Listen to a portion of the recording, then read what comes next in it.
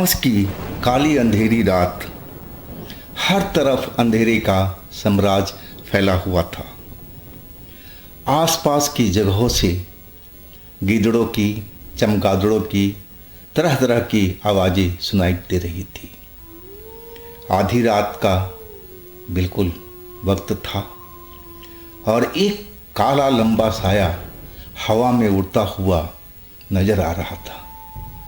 उसके शरीर पर जैसे काले रंग से कोई पोत दिया हो। कहा जाए तो बिल्कुल काला कंबल की तरह वो नज़र आ रहा था और वो भी हवा में उड़ता हुआ आसपास इधर से उधर मंडरा रहा था। शायद उसको ही देख करके गिद्दड़ जोर जोर से रोने लगे थे, चिल्लाने लगे थे और चमगादड़ों जो पेड़ों पर बैठी हुई थी वो एक झटके से उड़ना शुरू कर दिया। शायद वो भी डर चुकी थी और वो साया एक जगह हवा में स्थिर हुआ और फिर वो एक तरफ को चल पड़ा। शायद उसको पता था कि उसको कहाँ जाना है और वो चलता चलता एक गांव के पास पहुंच गया। वो गांव पर एक घर की तरफ वो चल पड़ा था।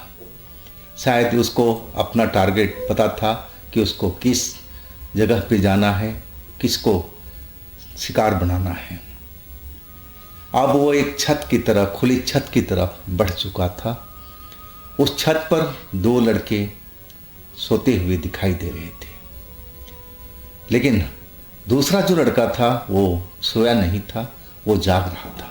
हाँ, एक लड़का जरूर गहरी नींद में सो रहा था, लेकिन दूसरा लड़का आसमान में खुले तारे को देख रहा था, चमचमाते हुए तारे को देखता जा रहा था। अब वो काला साया वहाँ पर हवा में आकर के रुक गया और एक नज़र उस लड़के की तरफ देखने लगा। अब उसके चेहरे पर एक मुस्कान थी, शायद यही उसका शिकार था। और फिर अचानक उस जागते हुए लड़के की तरफ वो चल पड़ा और देखते ही देखते उस पर झपट पड़ा और फिर एक चीख सुनाई दी। तो नमस्कार दोस्तों, मैं हूँ राज और आप देख रहे हैं हाईवे नाइट। ये जो आज आपको कहानी सुना रहा हूँ, ये कहानी हमें सुरेश जी ने भेजा है। सुरेश जी उत्तर प्रदेश के देवरिया के पास के गांव के रहने वाले हैं और ये घटना साल 2000 की है। तो चलते हैं इनकी कहानी में। लेकिन दोस्तों, अगर आप मेरे चैनल पर पहली बार जुड़े हैं और अभी तक मेरे चैनल को सब्सक्राइब नहीं किया है तो प्लीज़ कर लीजिए और साथ में बेल आइकन को दबाना ना भूलिएगा। और हाँ दोस्तों, अगर आपके पास भी ऐसी कोई घटना है जो आप मुझे सुनाना चाहते हैं, बताना चाहते हैं, तो आप मुझे इंस्टाग्राम पर या मेरे व्हाट्सएप नंबर पर शेयर कर सकते हैं। दोस्तों, सुरेश जी बताते हैं कि उनका जन्म एक स्पेशल बच्चे के रूप में हुआ है। जब वो माँ के पेट में थे तो माँ को पता भी नहीं था कि उनके पेट में कोई बच्चा पल रहा है। सुरेश जी बताते हैं कि हमारे गांव के आसपास में इस बच्चे को लमेरा बच्चा कहा जाता है। एक स्पेशल बच्चा होता है और कुछ महीनों तक तो माँ को बिल्कुल पता ही नहीं चला कि उनके गर्भ में कोई बच्चा पल रहा है। आखिरकार पता चला, लेकिन देरी से। अब सुरेश जी का जन्म हो चुका था और वो एक स्पेशल बच्चे के रूप में थे। अब बड़े होते गए, वो लालन पालन उसका होता रहा, लेकिन उनके माँ बाप उनका स्पेशल ख्याल रखते थे। वो अकेले में छोड़ते नहीं थे, अंधेरे में कहीं जाने नहीं देते थे। आज जब आसमान में बारिश का दिन होता, बिजली कड़कती, तो उनको घर में छिपा देते थे। अब सुरेश जी बताते हैं कि माँ बताती है कि मैं एक स्पेशल बच्चा था और माँ मुझे हर तरफ से सुरक्षा देनी चाहती थी।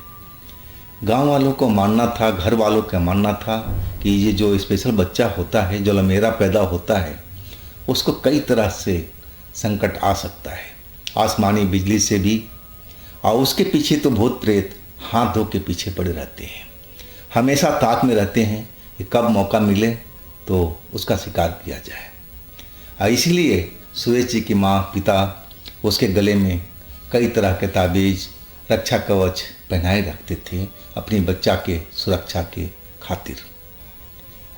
अब सुरेश जी बड़े होते गए, लेकिन उन पर वो बंदिश बिल्कुल जारी था। बड़े होने के बाद भी उनको बंदिश से मुक्ति नहीं मिली थी। माँ बाप उनको हमेशा सचेत करते रहते थे कि बेटा रात के टाइम में अकेले बाहर मत जाओ और खुले आसमान के अंदर रात में मत सो। हाँ, बारिश होती है तो बारिश से बच के रहो, बिजली कड़के तो कहीं छुप जाओ। कई तरह की बंदिशें उन पर लगी हुई थी और उस बंदिश को वो मानते भी थे। आखिरकार इतने बड़े हो गए कि वो फौज में भर्ती हो चुके थे। फौज में भर्ती हो गए और वो ट्रेनिंग करके अब छुट्टी अपने गांव आ चुके थे, अपने घर आ चुके थे। 2 महीने की छुट्टी थी और वो अपने घर पर आकर के बहुत खुश थे। अब जो रोज़ का दिनचर्या थी वो तो चली रही थी, लेकिन माता पिता अभी भी उनको सचेत करते रहते थे कि बेटा जो मैंने तुम्हें बात बताया है वो बात को गांठ बांध कर रख लो। रात को आधी रात के आसपास में अंधेरे में अकेले कहीं मत जाना। बरसात में बिजली से बच के रहना। कई तरह की जो बंदिश माता पिता ने बताया था वो आज भी उनको सचेत कर रहे थे, दोहरा रहे थे कि कहीं सुरेश जी गलती ना करें, उन पर कोई ऐसी विपत्ति ना आए। माँ बाप हमेशा चाहते थे कि बच्चा हमारा सकुशल रहे। अब सुरेश जी थे अब माँ बाप को बात को अच्छी तरह से समझ गए थे कि माँ बाप उनके भले के लिए ही ये सब काम कर रहे हैं। शायद मैं हूँ ही ऐसा, मेरा शरीर ही ऐसा बना हुआ है। और एक गर्मी की रात थी, ये जब छुट्टी में आए थे ट्रेनिंग पूरा करने के बाद में, तब की ये बात थी साल 2002 की। और सुरेश जी अपने भाई के साथ में, गर्मी की रात थी तो छत पर ही सोने के लिए चले गए थे। अब छत पर तो अच्छी हवा चल रही थी, अच्छा भी लग रहा था और उनका भाई तो देखते ही देखते नींद में आ चुका था और सो गया था। लेकिन ना जाने सुरेश जी को नींद नहीं आ रही थी। आधी रात का टाइम हो चुका था। आसमान में तारे दिखाई दे रहे थे चमकते हुए और वो तारे को देखते हुए सोने की कोशिश कर रहे थे, लेकिन अभी भी उनको नींद नहीं आ रही थी। ना जाने उनके साथ में आज क्या हो रहा था, समझ नहीं पा रहे थे। और फिर अचानक जैसे उनके ऊपर में कोई कूद गया। इतना वजन था कि वो बोझ के बोझ के अंदर दब गए थे। जो भी उनके शरीर पर कूदा था उनको दिखाई नहीं दिया, लेकिन उसका वजन इतना था कि वो चीख पड़े थे, डर के मारे चिल्ला पड़े थे। लेकिन उनके बगल में सोया हुआ भाई उठा नहीं, वो गहरी नींद में था। तब तक तो जो भी उनके ऊपर में कूदा था, जो उनको दिखाई नहीं दे रहा था, उनका मुंह को बंद कर दिया, उनका गला दबाने लगा। अब तो एक वजन से वो दबे हुए थे, वो तो इधर से उधर घूम भी नहीं पा रहे थे। अब वो साये ने उनका मुंह भी बंद कर दिया था और गला दबाने की कोशिश शुरू कर दिया था। अब वो चाह करके भी अपना बदन को ना इधर हिला सकते थे ना उधर हिला सकते थे। और ऐसा उनको लगा कि जैसे उनके ऊपर में कोई काला कंबल उड़ा दिया गया हो, क्योंकि खुले आसमान के नीचे सो रहे थे। आसमान साफ उनको दिखाई दे रही थी, तारे चमकते हुए नजर आ रहे थे और अचानक सब कुछ जैसे काले, ऐसे में जैसे कोई उनके ऊपर में कंबल डाला हो और सब कुछ दिखाई देना बंद हो गया हो। कहा जाए तो बिल्कुल उनका जो आंखें थी अंधकार में चली गई थी। उनको काला रंग के अलावा कुछ भी नहीं नजर आ रहा था, हर तरफ काला ही काला नजर आ रहा था। अब वो छटपटा रहे थे कि कौन मेरे शरीर पर आकर के कूदा, कौन मुझे दबोच लिया, कौन मेरा मुंह को बंद कर दिया हाँ, कौन मेरा गला दबाई जा रहा है। लेकिन वो जितना भी कोशिश करते उससे बचने के लिए, वो शक्तिशाली काला जो साया था वो उन पर और भारी होता जा रहा था। अब उनको लगने लगा कि ऐसा ही होता रहा तो मेरी मौत तो निश्चित है। वो अपने भाई को देखना चाहा।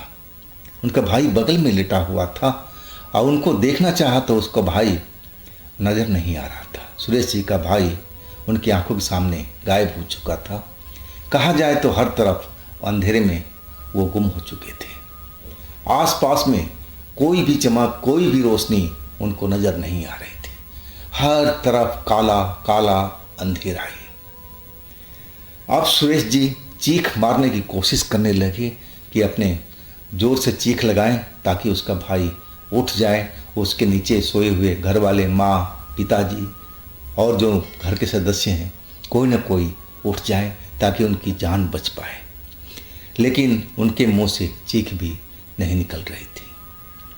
अब जो उनके ऊपर जो काला साया उनको मारने की कोशिश कर रहा था, उसकी गतिविधि और तेज हो गई थी।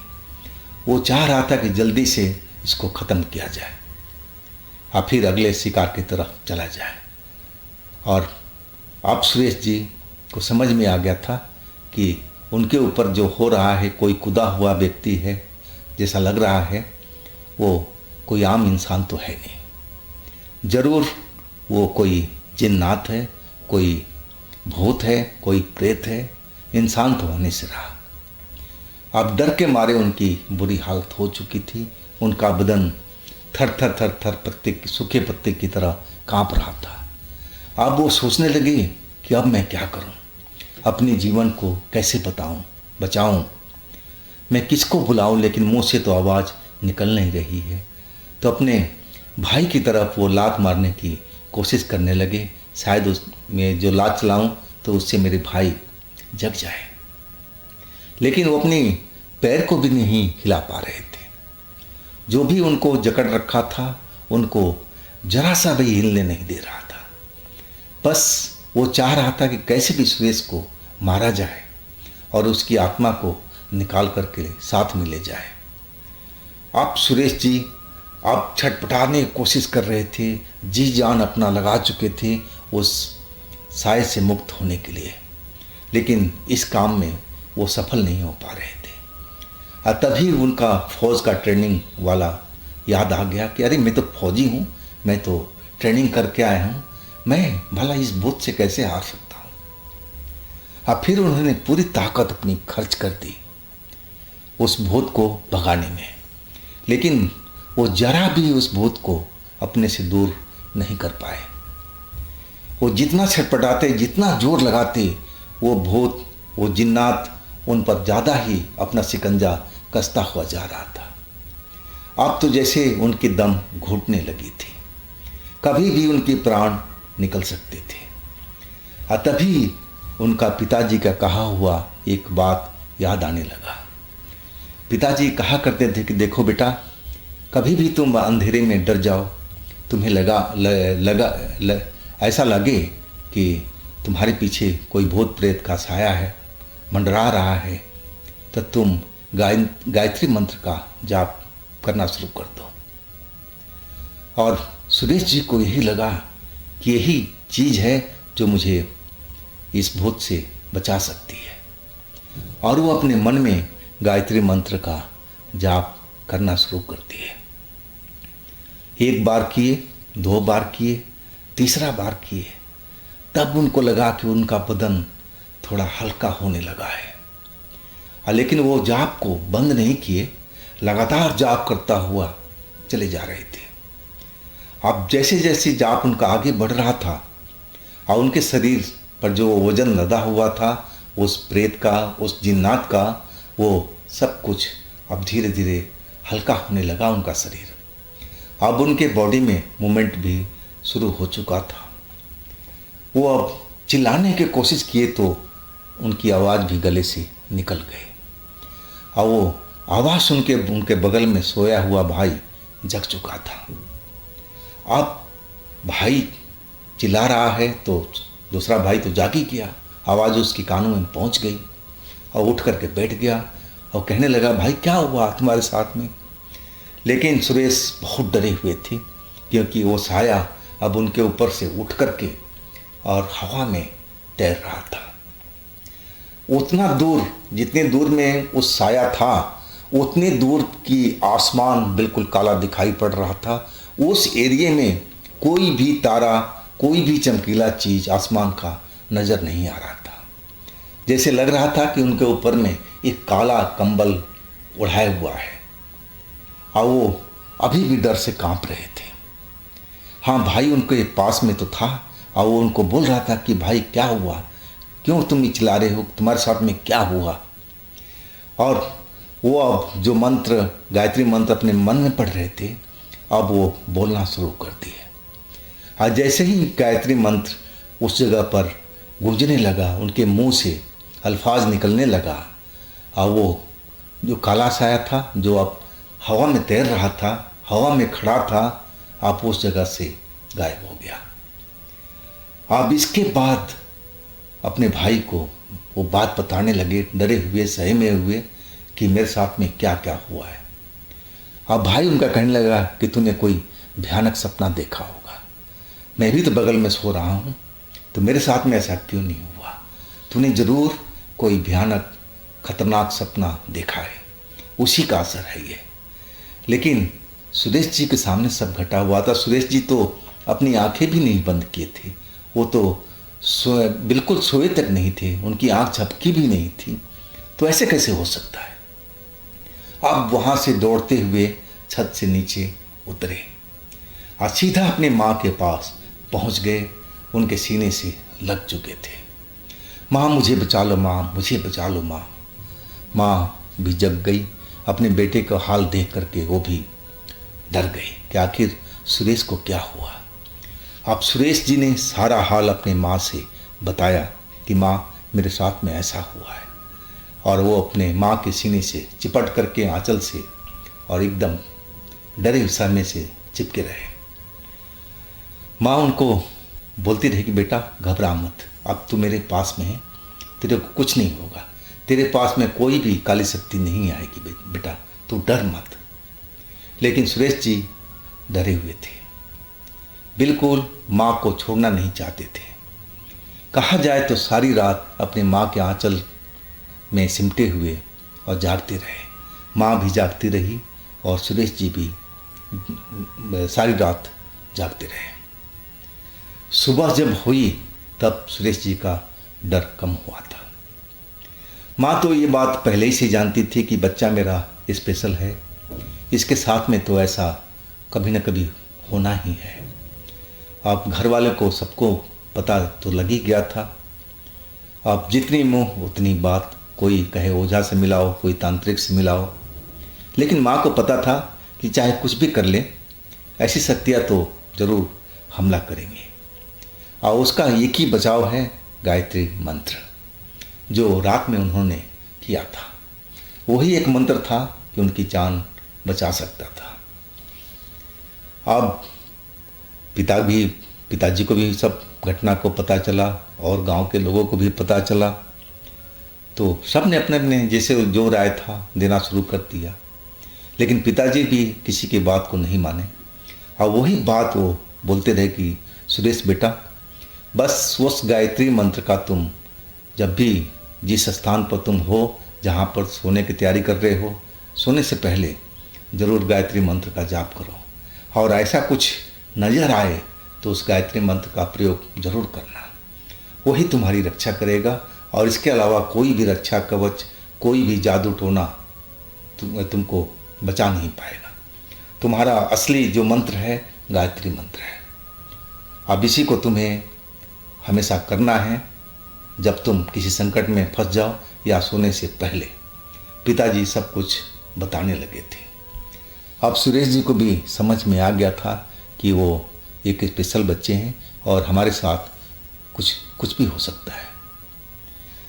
सुरेश जी के साथ में ये तो पहली घटना थी जो उनके साथ में उस रात को घटी थी, लेकिन इसके बाद भी उनके साथ में कुछ और घटनाएं घटी थी जो अगली बार मैं आपको बताऊंगा। तो दोस्तों, अगर आप मेरे चैनल पर पहली बार जुड़े हैं तो बिल्कुल सब्सक्राइब ज़रूर कर लीजिएगा और मेरे इस चैनल को भी अपना प्यार दीजिएगा, लाइक कीजिएगा, सब्सक्राइब कीजिएगा, शेयर कीजिएगा। अब फिर हम मिलते हैं अगले दिन एक नई कहानी में। आप लोग बहुत ही ख्याल रखिएगा। नमस्कार।